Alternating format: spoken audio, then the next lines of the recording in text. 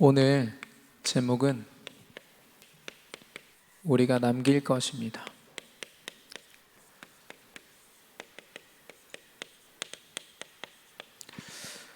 디모데후서 2장 1절에서 2절에 보면은 바울이 지금 물론 친아들, 친자식은 아니지만 몇 대에 걸쳐서 지금 복음을 전달하라고 하고 있습니까? 디모데에게 지금 이야기를 하고 있죠. 디모데에게 어떤 사람들을 가르쳐서 그 사람들이 또 다른 사람들에게 이 복음을 증거하도록 하라, 이 영적인 유산을 남기도록 하라라고 했습니다. 그러면 이 우리가 읽은 1, 2절 안에요 벌써 4단계로 바울로부터 그 다음까지를 지금 바울이 이야기하고 있는 겁니다. 우리가 남겨야 될 유산을 바울이 이야기하고 있는 거죠. 우리 강단을 통해서 어린 양을 먹이라 말씀하셨습니다.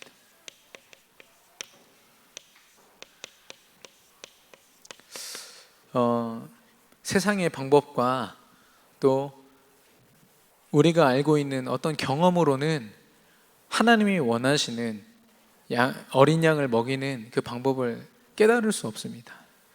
오직 예수 그리스도 복음과 또 부활의 능력으로 말미암아 그것을 깨닫고 전달하라 말씀하셨거든요. 우리 후대를 위한 각인 전쟁이 시급하다고 했습니다. 그런 말이 있더라고요. 낯선 것은 기도와 믿음으로 하라라고 했어요. 우리 렘넌트들이요, 공부하면서 만나는 모든 시간들 참 외롭고 혼자서 자기를 개발하는 시간이지만 그 시간에 뭔가 힘이 있지 않으면 감당할 수가 없거든요. 그 낯선 환경과 그런 시간들을 혼자 견뎌내는 그 시간에 우리 렘넌트들이 무엇으로 힘을 얻어야 될까요? 많은 우리 렘넌트들이 게임과 여러 가지 세상 문화로 또 복음을 알지 못하는 그런 만남과 관계 속에서 힘을 다 얻습니다. 그 속에서 각인되는 건 무시할 수가 없죠. 결국에는 하나님을 대적하는 모습으로 드러날 수밖에 없습니다. 그 각인은요. 그래서 오직 하나님의 말씀과 기도로서 이 복음이 우리 렘넌트들에게 각인되어야 될 줄로 믿습니다. 그래서 복음의 능력, 부활의 능력을 가지고 우리가 먼저 각인 전쟁을 벌여야 되는 거 있죠. 그래서 예수님이 베드로에게 3번 말씀하셨습니다. 어린 양을 먹이라. 어린 양에게 무엇을 먹어야 되냐? 세상과 다른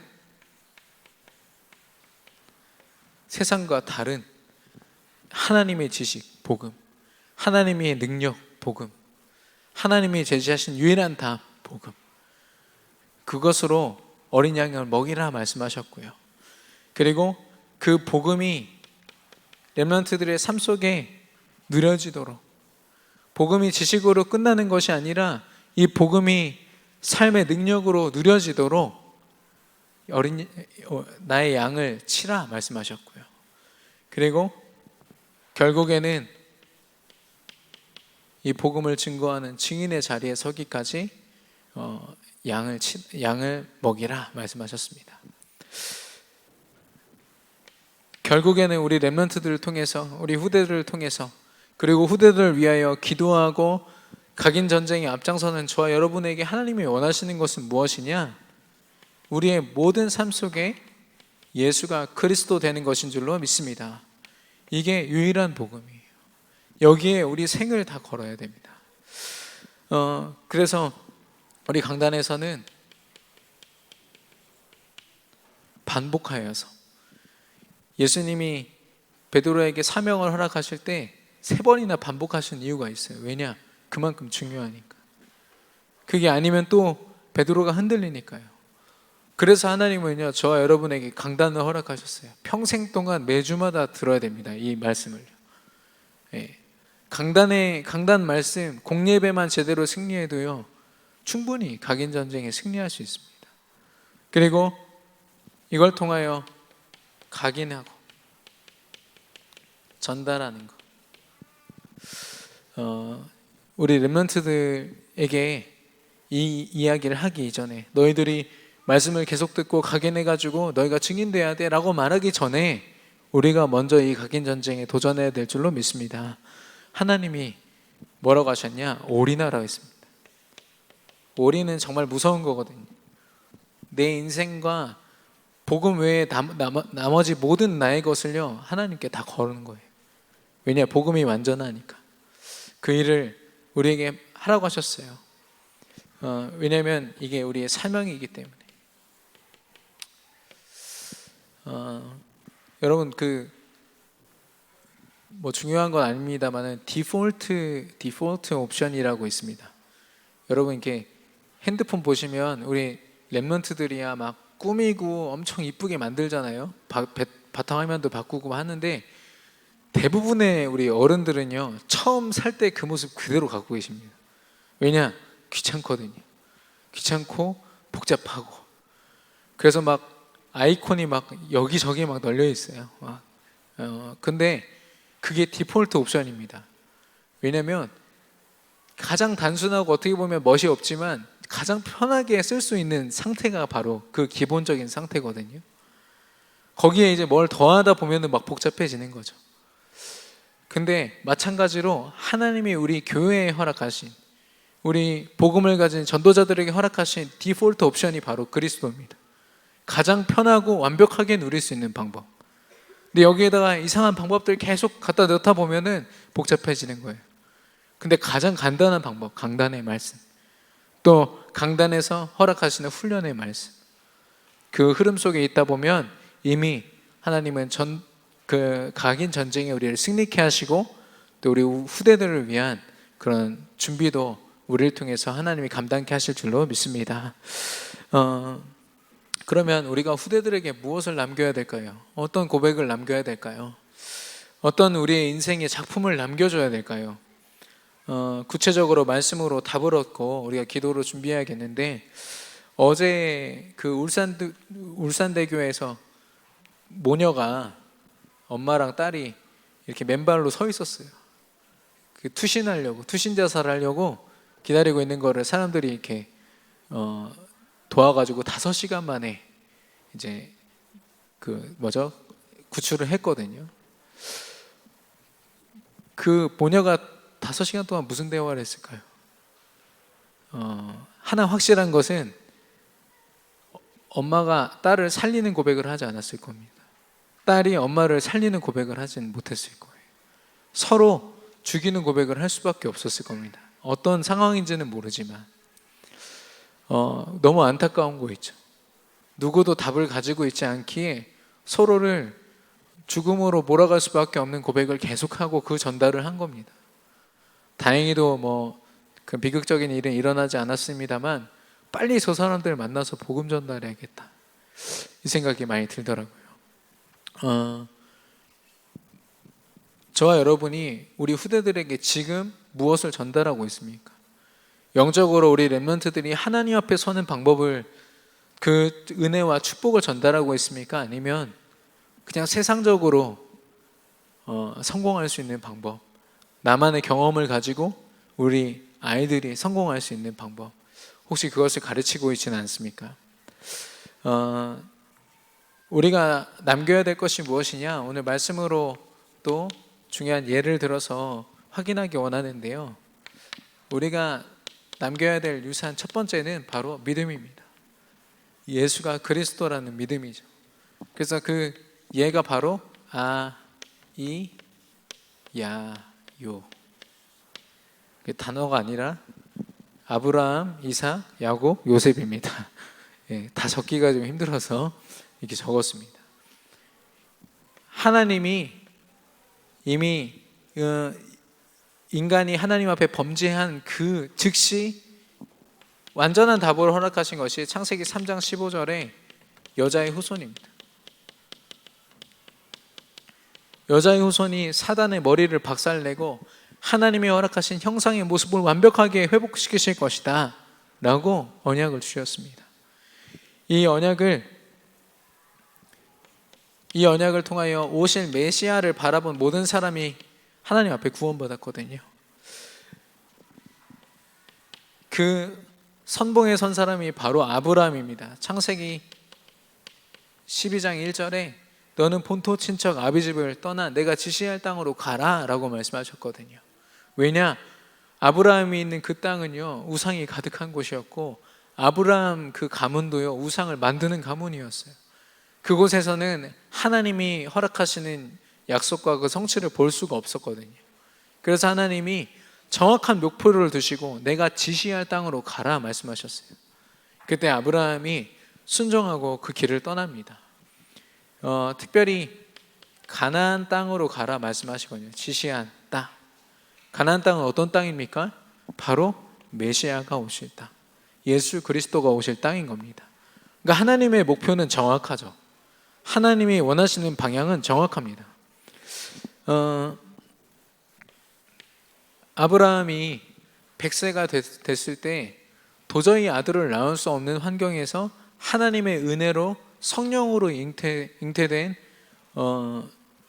성령의 하나님의 능력으로 잉태된 이삭을 낳습니다.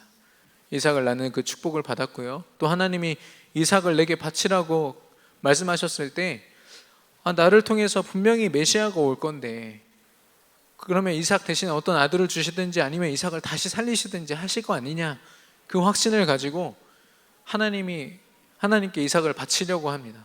그때 하나님이 이삭 대신에 어린 양을 예비하신 것을 보게 되고 그 이삭 대신 죽으신 그리스도를 그 양을 통해서 깨닫게 되는 거죠. 메시아를 깨닫게 됩니다. 그래서 아브라함의 별명이 믿음의 조상이에요. 첫 때에 그런 믿음을 가지고 아브라함이 시작을 한 겁니다. 그래서 그 아들 이삭을 보면요, 사실 이렇게 뭐 특별한 어떤 사건이 없을 만큼 굉장히 평범한 인생을 살았어요. 근데 감사한 거는 아버지가 닦아놓은 그 믿음의 그 반석 위에서 이제 이삭이 살았거든요. 그러다 보니까 이삭이 농사를 지으면 한 해 농사 지으면 100년 먹을 그런 식량이 주어지는 거 있죠. 100배의 축복. 그리고 그 사막지대에요, 이 이삭이 샘만 파면은 물이 막 터져 나와요. 샘이 더 이상 물이 나오지 않는다고 해서 묻어놨던 그곳에 이 이삭이 다시 가서 파면 또 물이 또 터져 나와요. 샘의 근원의 축복.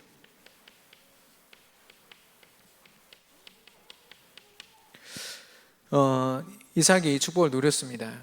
근데 중요한 건 이제 그 다음 때 야곱 때에 이 야곱이 자기 인본주의를 가지고 어떻게든 자기 스스로 살아가려고 최선을 다하지만 그것 때문에 자기 아버지를 속이게 되고 또 자기 형에게 분을 사가지고 평생 동안 원수처럼 도망다니는 신세가 됐고, 그래서 겨우 도망간 자기 삼촌 라반 집에서 종처럼 노예처럼 몇 년 동안 노예처럼 부림을 당하는 그런 굉장히 어려움을 당합니다.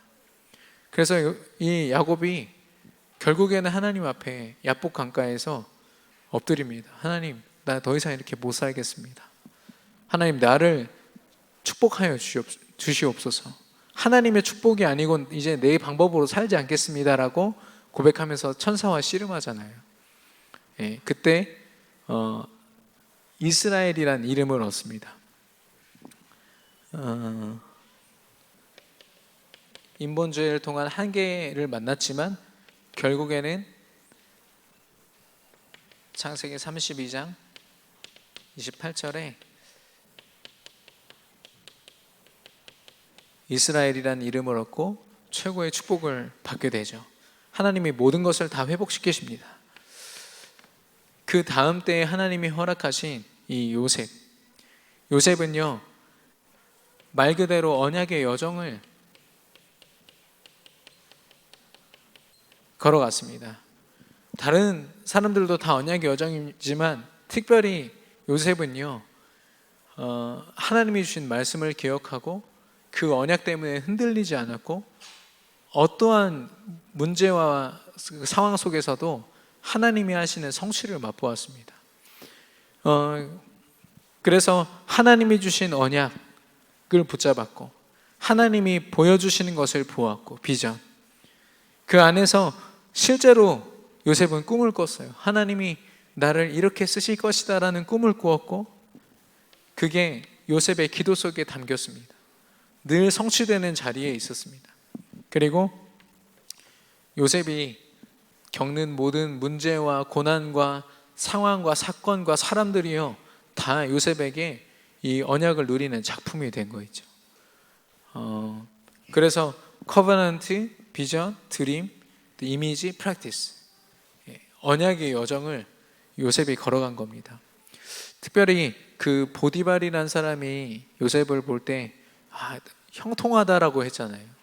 하나님이 형통케 하심을 보았다고 했는데, 그 형통은 노 프로블럼이 아닙니다. 약간 좀 영어의 정확한 건 아닙니다만은 문제가 없다라는 게 아닙니다. 형통하다라는 말은 프로블럼 프리예요. 문제가 있지만 문제로부터 자유하다. 문제가 아무리 주어져도 그 문제와 내가 그 문제를 내가 문제로 대하지 않는다는 거죠. 왜냐? 하나님이 그 문제의 주인 되시기 때문에. 내가 누리는 것은 하나님과 함께하는 것, 그것뿐이기 때문에. 그래서 요셉이 그것을 누리는 거죠. 그래서 이 아브라함, 이삭, 야곱, 요셉을 통하여 하나님이 이 믿음의 유산을 계속 남기게 하셨고, 이 시간을 통하여 최고의 축복을 이 가문에 허락하셨습니다. 그래서요, 하나님이 주신 언약, 예수 그리스도가 오실 것이다, 메시아 언약을 붙잡은 이 사람들을 하나님이 영적으로 최고로 높은 자리에 세우셨어요. 우리말로 무엇입니까? 영적 서밋.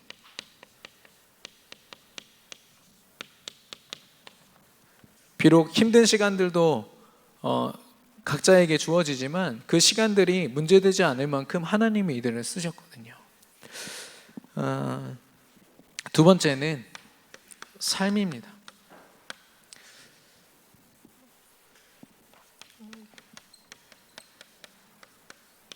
다윗이 솔로몬에게 어떤 유산을 남겼느냐, 우리가 확인해 봐야겠는데요. 시편 78편 70절에서 72절, 여기 보시면 다윗이 소년일 때부터, 목동일 때부터 마음의 완전함과 손의 능숙함으로 자라났다고 했습니다. 마음이 완전하다는 게 무슨 말일까요? 마음이 완전할 수 있는 방법은 세상 방법으로는 절대 불가능합니다. 어떤 사람이 그걸 빵꾸 이론이라고 하더라고요. 이 하나님을 떠난 사람들에게는 마음이 빵꾸나 있대요. 이걸 채우려고 술을 막 먹었더니 간에 진짜 빵꾸가 나. 그리고 이 허함을 채워보려고 카드를 막 긁었더니 카드가 빵꾸 나고, 재산이 빵꾸 나고, 결국 그 빵꾸가 계속 반복되다가 망한다, 이런 얘기를 하더라고요. 무엇으로도 마음의 완전함이라고 고백할 수 없어요. 근데 다윗은 알았습니다. 예수 그리스도 메시아 언약이 나를 완전하게 할 수 있다는 것, 그게 마음의 완전함이고요. 그 언약을 근거로 다윗은요, 양을 치는 그 순간에도 하나님이 주신 힘을 의지했습니다. 그래서 단 한 마리의 양도 내가 하나님 주신 힘과 이 전문성을 가지고 지키리라, 소년 다윗의 삶이었습니다. 그 다윗의 삶은요, 고스란히 이 블레셋과 골리앗을 상대하는 그 자리까지 연결됩니다. 그래서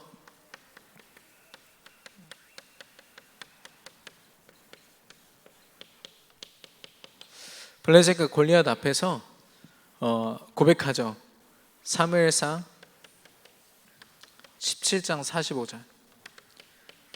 세상적으로 볼 때 골리앗은요, 이미 너무나도 많은 걸 가지고 있고, 거기다가 갑옷과 창과 단창과 칼까지 다 가지고 있었어요. 그런데 그런 세상적으로 모든 걸 다 갖춘 그 골리앗에게 아무것도 걸치지 않고 하나님이 자기에게 허락하신 물맷돌 하나 가지고, 너는 칼과 단창으로 나오지만 나는 만군의 여호와 이름으로 나아간다 라고 고백하고 결국에는 승리하게 되죠. 이건 어떤 특별한 승리가 아니라 이미 마음의 완전함과 손의 공교함, 손에 능숙함으로 하나님이 허락하신 걸 그냥 현장에서 누린 것 뿐인 겁니다.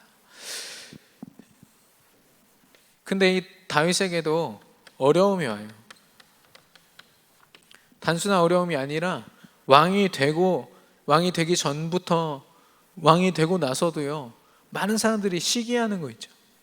그 왕의 자리를 탐내고 끊임없이 다윗을 죽이려고 막 쫓아오는 겁니다. 근데 다윗은 그 어려움으로 말미암아 무너지지 않았어요. 왜냐? 이 어려움은요, 다윗에게 전부가 아니었거든요. 다윗은 이것이 바로 하나님이 허락하신 과정이라는 것을 알았습니다. 예수님이 40일 동안 금식하시고 내려오셨을 때 사단이 바로 처음에 한 말이 뭐냐? 이거 돌떡으로 만들어서 먹어 라고 얘기합니다. 배고픔이란 건 우리 인생에 별거 아니거든요, 사실. 근데 40일을 굶고 그게 필요하니까 그게 우리 인생의 순간 전부가 돼버리는 거예요. 사단이 그걸 알고 그걸 속이는 겁니다. 근데 다윗은 속지 않았어요. 이게 단순히 과정이라는 것을 알았습니다. 그래서 고백한 게 뭡니까? 시편 23편 1절에서 6절. 여호와가 나의 목자시니 내가 부족함이 없으리로다. 도망을 다니면서 쓴 시입니다. 그가 나를 푸른 초장에 누이시고 쉴만한 물가로 인도하시는도다. 얼마나 평안을 누렸는지 여러분 이 고백 속에서 아시겠죠? 그래서 이 과정조차도 다윗은 승리했습니다. 결국에는 하나님이 이스라엘을 대표하는 왕의 자리로 인도하십니다. 왕이 된 다윗이 대표적으로 한 일이 뭐냐? 나라를 확장합니다. 근데 이것은 자기 세력을 확장하고 뭔가 육신적으로 약탈하고 이게 목적이 아니라요, 가는 곳마다 하나님이 선포되도록, 하나님의 승리와 하나님의 언약이 선포되도록 다윗이 나라를 확장한 겁니다. 그 근거가 뭐냐면 사무엘하 8장 14절에 보니까 다윗이 어디로 가든지 여호와께서 이기게 하셨느니라 라고 했습니다. 하나님이 기뻐하시는 일을 했다는 거죠. 두 번째가 성전 건축입니다. 물론 다윗의 때에 그 건축을 완성하지는 못했습니다만 준비했어요.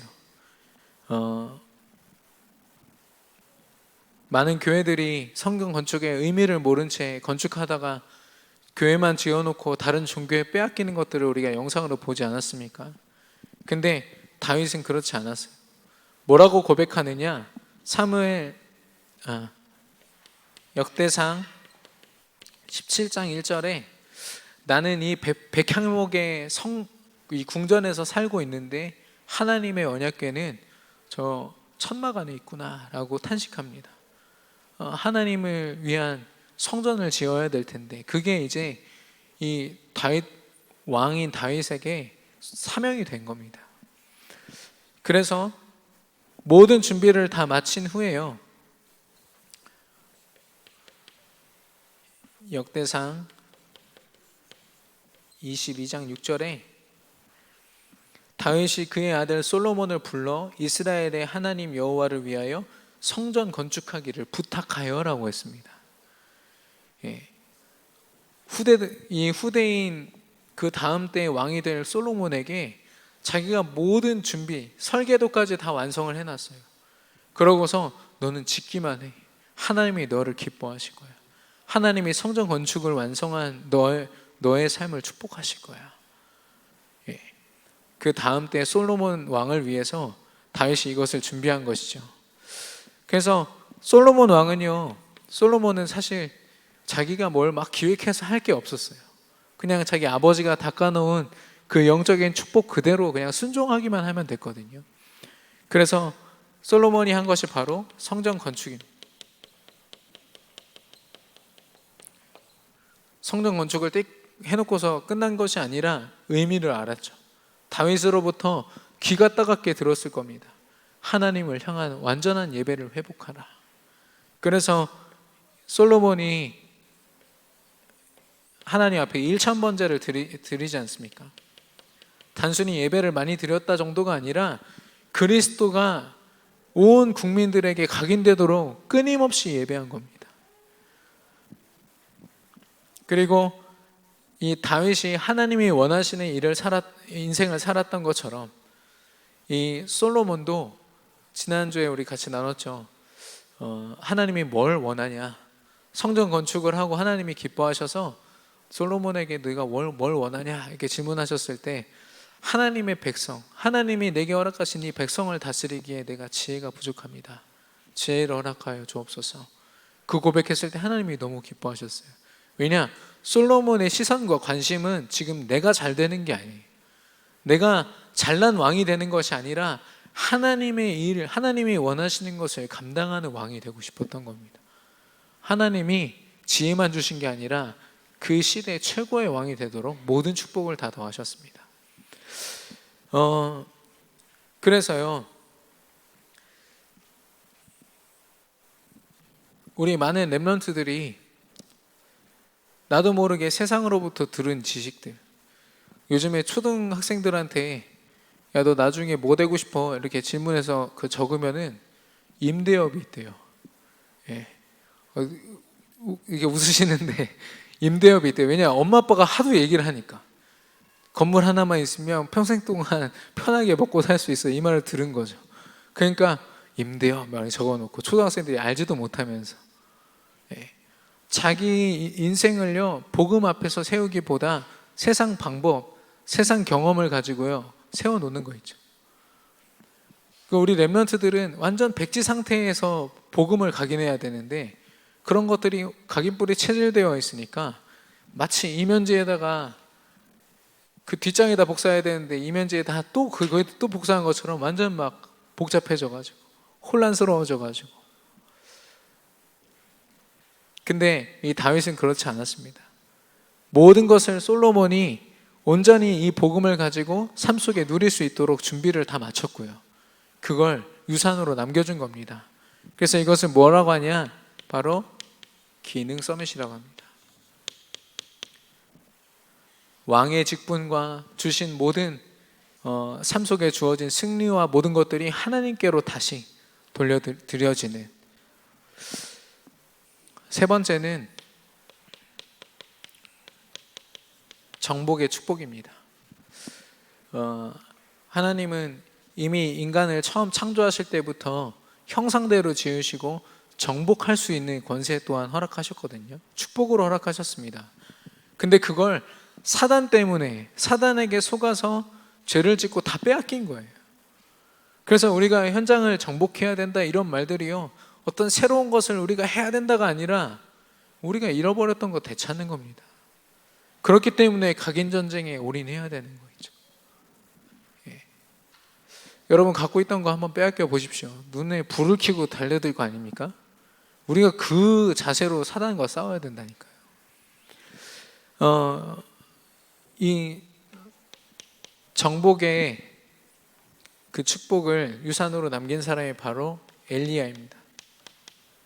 엘리야가 엘리사에게.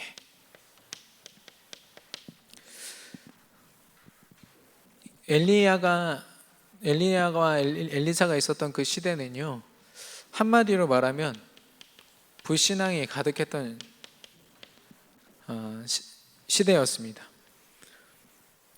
하나님의 백성들이요, 하나님을 멀리하고 끊임없이 다른 우상을 섬기고 또 이스라엘이라는 그 축복된 나라에 다른 우상들이, 그리고 다른 우상을 섬기는 사람들이 정치와 경제와 교육을 다 사로잡고 대세가 되고 주류가 되는 그런 흐름 속에 있었습니다. 거기서 사실 외롭죠. 하나님의 복음을 선포해야 되는 엘리야, 엘리사는 참 외로운 모습이었습니다. 그런데 그 복음이 완전하기 때문에 엘리야가 가는 모든 곳에 하나님이 기적을 보이셨고, 그리고 복음으로 말미암아 현장이 회복되고 치유되어지는 역사를 보이셨습니다. 이 엘리야의 기도를 우리가 좀 참고했으면 좋겠는데요, 열왕기상 18장 42절에 보니까 엘리야가 무릎을 꿇고 엎드려 기도하는데 무릎과 무릎 사이에 머리가 들어갔다고 했거든요. 둘 중에 하나입니다. 엘리야가 몸이 기형이거나 아니면 정말 간절하게 엎드렸거나. 제가 볼 때는 후자인 것 같아요. 하나님의 역사와 하나님이 보이실 그 응답을 두고 엘리야는 그냥 기도하지 않았어요. 기도할까 말까 이런 타협을 하지 않았습니다. 하나님의 역사가 필요할 때면 언제든지 무릎 꿇고 하나님 앞에 기도했거든요. 그 모습 때문에 하나님이 어떻게 역사하셨냐? 수많은 그 기적들이 있었습니다만은 갈멜산 전투, 바알 선지자 450명 때 엘리야 1명으로 싸웁니다. 제단을 쌓아놓고 누구 하나님이 먼저 불을 내리시나 이걸로 대결하는데 450명이 먼저 도전해서 실패합니다. 엘리야가 제단에다 불을 내려야 되는데 물을 부은 다음에 하나님 앞에 기도합니다. 하나님이 이 일을 통하여 저들이 하나님을 알게 하옵소서. 나는 단지 하나님의 말씀을 따르는 종입니다. 그 고백했을 때요, 제단에 불이 임했어요. 450명 다 처형당했습니다. 그리고 사르밧 과부의 아들,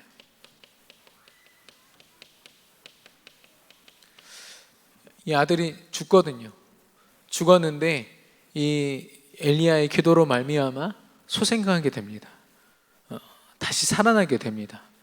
하나님이 언약 붙잡고 있는 엘리야를 통해서 이 일을 하시는 거 있죠. 이 기적이 일어날 때마다요, 거기 있는 많은 사람들, 우상에 찌들어 있던 사람들이 하나님을 인정하고 하나님의 복음이 그 현장을 정복하는 걸 보게 됩니다.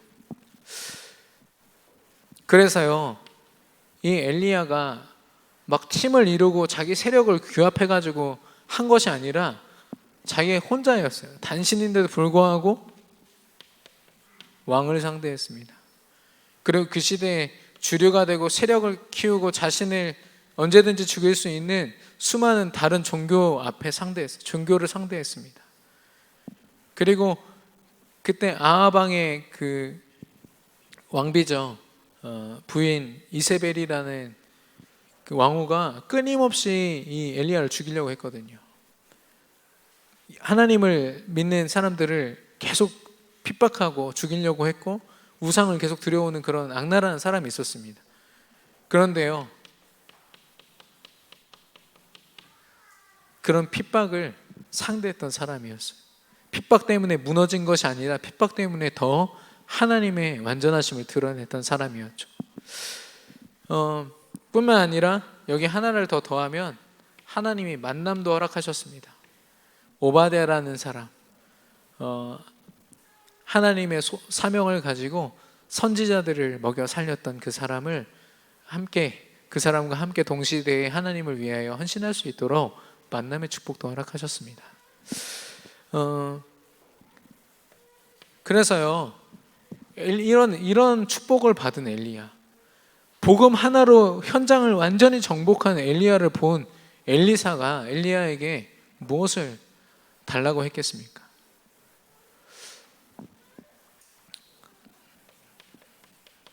갑절의 영감. 엘리야와 엘리사가 이제 헤어지게 됐어요. 엘리야의 마지막 때에 엘리사가 엘리야에게 부탁합니다. 당신에게 임한 성령의 역사를 내게 갑절로 허락하여 주옵소서. 당신이 이 삶을 살았다면 나는 그거보다 더 큰 하나님의 역사를 보면서 살고 싶습니다라고 이야기한 겁니다. 그때 하나님이 이 엘리사의 고백을 응답하시거든요. 그래서 횟수로만 보면은 그 훨씬 더 많은 기적을 엘리사가 엘리야보다 더 많이 일으킵니다. 그 중에 하나를 보면, 그 중에 몇 가지 좀 나눠보면, 아람 군대가 엘리사가 있는 그 성을 이렇게 둘러싸잖아요. 엘리사 잡으려고. 그때 엘리사의 기도를 통하여 이 사환이 보게 됩니다. 그 아람 군대보다 더 수많은 천군 천사가 그들을 둘러싸고 있는 것을 보게 되거든요. 더 이상 두려워할 것이 없구나. 하나님이 역사하시는구나를 본 겁니다. 그리고 나아만 장군, 세상적으로 볼 때 엄청난 스펙을 가지고 많은 사람의 존경을 받는 사람이지만 인생의 큰 위기를 만났어요. 근데 이 사람이 자기 몸을, 문둥병을 치유하기 위해서 한 건 하나밖에 없습니다. 선지자의 말을 듣는 것. 엘리사의 말을 듣고 요단강에 몸을 7번 담갔을 때 나아만 장군이 그 피부가 어린아이와 같이 나았다고 했거든요. 그래서 한 시대의 성공자로 하여금 하나님을 찬양하도록 만들었습니다. 그리고 제가 좀 좋아하는 부분인데요, 엘리사가 대머리였나 봐요. 좀 이렇게 자존심 상하는 부분이긴 하죠. 물론 저는 숱이 많아서 그런 걸 잘 모릅니다만은, 근데 그거를, 엘리사가 대머리라는 거를 어린아이 42명이 쫓아오면서 계속 놀렸어요. 얼마나 열받겠습니까? 근데 엘리사가 처리한 게 아니라 하나님이 곰 2마리 보내가지고 찢었다고 그랬어요.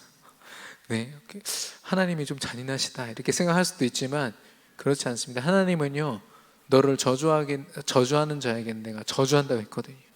하나님의 관심은요, 오로지 이 엘리사에게 있는 겁니다. 복음 붙잡고 현장에 하나님을 증거하기 원하는 엘리사, 갑절의 영감으로 현장을 정복하기 원하는 엘리사에게 하나님의 온통 관심이 있었기 때문에 그 일이 가능했던 거죠.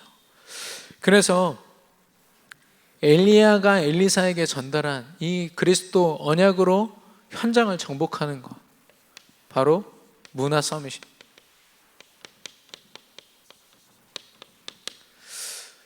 그래서 이걸 보니까요,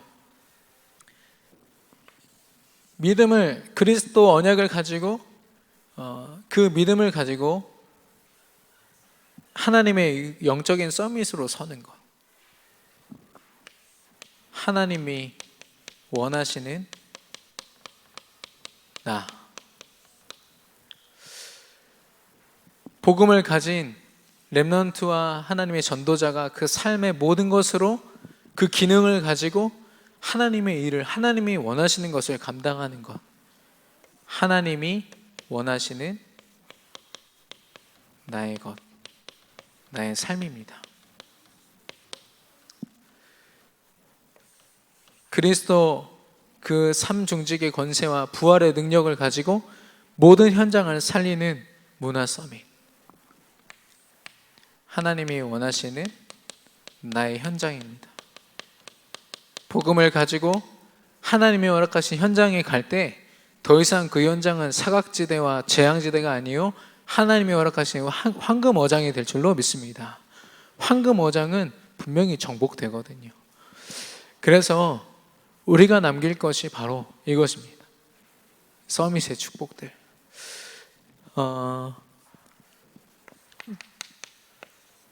그리스도로 결론 내린 저와 여러분을 통해서 하나님이 이 영적인 믿음의 유산을 남기게 하실 줄로 믿습니다. 결론입니다. 우리가 좀 확인해야 될 것들이 있어요. 저와 여러분은요, 다른 힘을 가진 사람들입니다. 세상에 속해 있다는 이유로 세상적인 것으로 나를 계속 바라보면요, 부족할 수밖에 없어요. 경제를 가지고 따지고만 봐도 경제로 성공한 사람이 얼마나 많은데요. 비교하기 시작하면요, 끝도 없습니다. 그 사람과 내가 공평했으면 좋겠어 라고 생각하면 동시에 내게 상처가 돼요. 왜냐하면 공평할 수 없는 시대거든요. 그런 상황이거든요. 근데 내게 주어진 이 상황이요, 사명이 되면 됩니다. 내게 주어진 가난이 상처가 아니라 사명이 되면 나와 똑같은 상처를 가진 모든 사람을 다 살리는 그런 축복을 누리게 됩니다. 마치 우리가 다른 힘을 가졌다라는 거, 예수가 그리스도 되셔서 그 삼중직으로 지금 나와 임마누엘 하신다는 거. 여러분이 내가 뭔가 낙심됐다 하실 때 여러 가지 방법을 동원하시고요, 특별히 막 환경을 바꿔보려고 노력하시는 분들 계세요. 근데 그건 절대로 좋은 방법이 아닙니다. 내가 내 안에 있는 근원을 확인해야 돼요. 정말 내 안에 그리스도가 확신되고 있는가? 그리고 임마누엘의 축복을 내가 누리고 있는가? 많은 다른 방법을 생각하기 전에 기도로 이거에 집중해 보셔야 돼요. 그러면 사람들이 무너지는 이유가 중심이 무너져서 그렇습니다. 자살하는 이유가 중심이 무너져서 그렇거든요. 나는 이게 전부라고 생각하고 거기에 올인했는데 그게 무너지면 더 이상 삶의 이유가 없어지는 거죠. 근데요, 우리는 세상이 말하는 그 사람들의 육신적인 중심에 우리 중심이 있지 않습니다. 가만히 보면 하나님의 중심으로 우리가 살고 있는 줄로 믿습니다. 그건 절대 무너지지 않거든요. 그걸 우리가 발견하셔야 돼요. 그래서 우리에게 허락하신 최고의 축복이 뭐냐? 3오늘입니다. 또 3오늘 얘기하시네. 쉽지 않지만, 쉽지 않은 것이 아니라 하나님이 주신 말씀이 아니면 살 수 없는 사람이 되면 됩니다. 하나님 앞에 기도하지 않고는 살 수 없는 사람 되면 돼요. 하나님이 주신 이 기쁨과 감사, 감격이 너무 넘쳐서 자랑할 수밖에 없는 사람 되면 됩니다. 그게 3오늘이거든요. 근데 특별히 3오늘 운동을 해야겠습니다.